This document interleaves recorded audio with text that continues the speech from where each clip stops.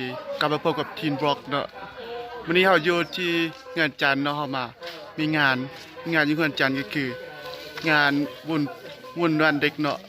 เดี๋ยวก็เจ้ากำลังจัดงานอยู่ทางล่างนี้เป็นการจัดงานที่แบบสร้างประสานให้เด็กน้อยเนาะรู้จักอนุรักษ์ประเพณีของเราเนาะ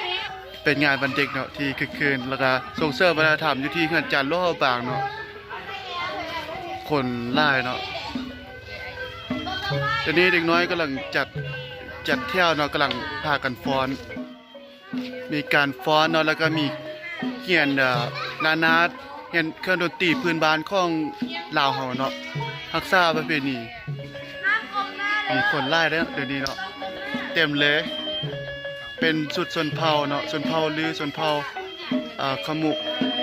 ยาวเนาะสุดเฮานี่เป็นลือเนาะเป็นสุด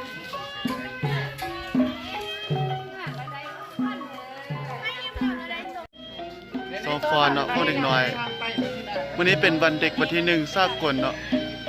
กาอยู่ที่เงินจันทร์ซอฟอนแล้วก็มีการแสดงร้องเพลงแล้วก็เล่นดนตรีก็ดนตรีระนาดเนาะกลองนี่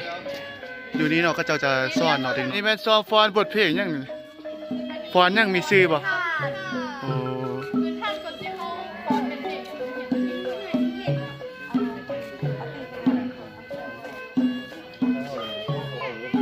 ภาพบรรยากาศเนาะเด็กน้อยซอฟอน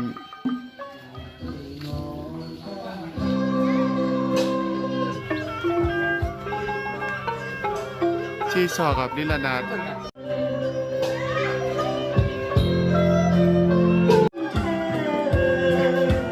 นี่เป็นผู้ที่จัดงานในมื้อนี้เนาะแล้วมื้อนี้เนาะก็เป็นมื้อวันเด็กน้อยสากลเนาะพวกเฮาทางมื้อนาผ้าไหมนวลแอนติกแล้วก็ร่วมกับเพื่อนชั้นติ๊กน้อยๆเนาะก็จัดกิจกรรมเฮ็ดให้น้องๆน้อยๆแต่1ปี50ปีรู้จักฮิตของประเพณีโดยการฟ้อนพื้นฐานในการฟ้อนแบบนี้เนาะอันนี้ก็จะเป็นขั้นตอนการฟ้อนพื้นฐานของพวกเขาแล้วก็จะรู้จักกันดนตรีเหล่าเดิมแล้วก็กิจกรรมอีกหลากหลายรู้สึกแต่ตอนเยาว์วัยอย่างน้อยเนาะเฮาก็มีพื้นฐานที่แบบมักงานศิลปะแต่น้อยมักงานฟ้อนงานศิลปะดนตรีการปักการเซลหรือว่าวัฒนธรรมฮิตของประเพณีลาวจึงอยากให้แบบว่าเฮาขึ้นเห็นตอนเฮายังน้อยว่าเฮาต้องการหยังแล้วเฮาก็เฮ็ดให้เด็กน้อยรุ่นหลังให้มันเป็นรูปแบบรูปการที่มันง่ายขึ้นแล้วก็เฮ็ดให้มันเห็นภาพตัวจริงย้ายฟ้าเด็กน้อยรุ่นต่อไปน้องๆรุ่นต่อไปเนาะข้อฟ้ากโดยใจเลยว่าวัฒนธรรมลาวขั้นคนเฮาบ่มีวัฒนธรรมก็คือบ่มีศาสตร์บ่มีศาสนาดังนั้นอยากให้ทุกคนมารักษาวัฒนธรรมฮิตของประเพณีอันดีงามของศาสตร์เราไว้นั่นก็คืออยากให้รุ่นน้องน้อยๆตั้งแต่1ปี50ปีมื้อนี้เนาะกิจกรรมมื้อนี้ก็จะได้รู้จักการฟ้อนการระนาดการนุ่งเครื่องชนเผ่าและการจะรู้กิจกรรมที่ว่าหลากหลายบ่แม่นการเฮ็ดต้นบักเบงตำฮูกและซ่านอื่นๆมื้อนี้เราจะมารวบรวมกันที่เฮือนจันทร์เนาะมีกิจกรรมหลากหลายก็คือวันที่1เดือน6เป็นวันเด็กน้อยดังนั้นจึงจัดนี้เป็นคลิปพิเศษโดยที่บริษัทค่าใช้จ่ายยังเลยโอ้งานขอบใจงานดีๆเนาะที่จินจัดงานนี้มาเนาะนวลแอนติกเนาะแล้วก็พื้นหน้าผ้าไหมแม่นแล้วเขาพร้อมส่งเสริมงานประเพณีฮิตของประเพณีของชาติลาวบ่ว่าจะเป็นกิจกรรมอย่างต่างๆประกวดนางสังฆานแห่เหือไฟหรือว่ากิจกรรมที่ว่าเกี่ยวพันกับประเพณีถ้ามาติดต่อ5พวกเขาได้พวกเขาพร้อมที่สนับสนุนฟรีเต็มที่เพื่อเป็นการส่งเสริมงานศิลปะให้ก้าวไปโอ้สุดยอดเลยขอบใจได้จินเด้อขอบใจป้ายุ่งกัดโทรศัพท์นี่เด็กน้อยเนาะเหียนตีละนาเนาะหมายซ่อนน้องเด้ออันนี้แม่นวงติงน้อยๆเนาะมาซ่อนดนตรีให้กับน้องๆเนาะอันนี้น้องนี่คือแบบจักปีแล้วผู้ใหญ่อันนี้มันยังเนาะเครื่องดนตรียังเนาะซอเนาะซี่ซอเนาะ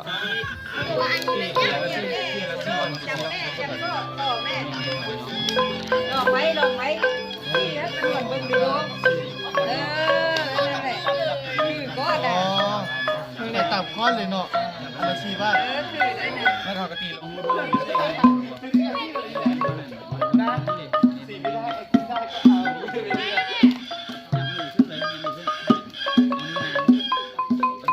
โอ้ได้ขอบใจโอ้ล ลังจากสอนมานานเนาะรู้สึกว่าค่อนข้างยากหลายเนาะตีเขาจะว่าตีคอร์ส8เนาะ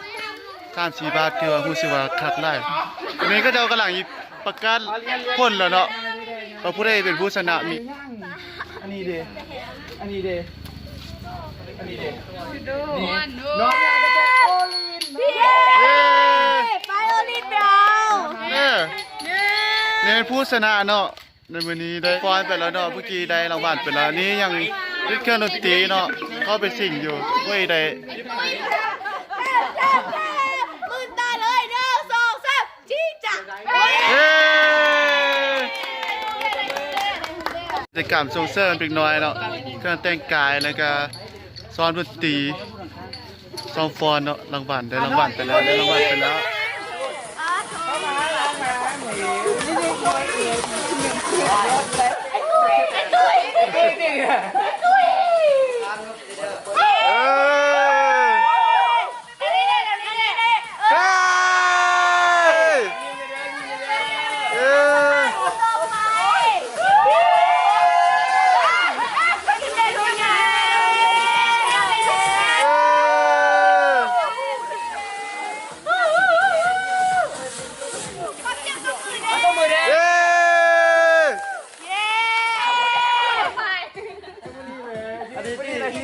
นกก่อนเย้เยี่ยมก่อนเย้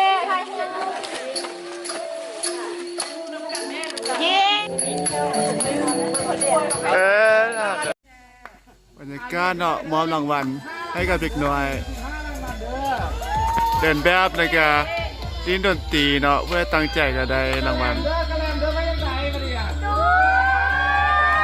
มีคำแล้วเนาะตัดสิ้นแล้วเนาะก็เลยมีบรรยากาศการมอบรางวัลเนาะให้กับเด็กน้อยประกวดดนตรีแล้วก็ฟ้อนได้ตุ๊กตาเนาะแล้วก็มีกิบเบอร์เซ่แบบกะแลมมิกซูฮาร์ดดิคุกกี้นี่มันซาวติงหน่อยๆเนาะนี่ซาวติงหน่อยๆอันนี้กองเชียร์กิจคาดนะกองเชียร์กิจคาดเลยเนี่ยซาวติงหน่อยๆเด็กน้อยไปกินมิกซูหมดแล้วเนาะปั่นอายเลยเด้อโชว์รางวัลเนาะได้รางวัลหมดแล้วเนี่ยได้รางวัลหมดแล้วเนี่ย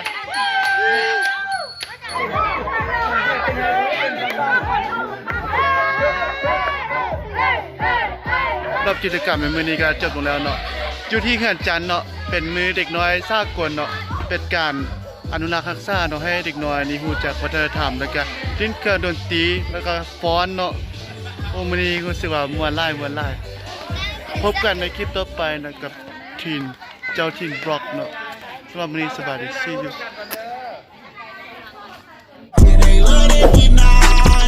They say you're too tired, so but I think that I love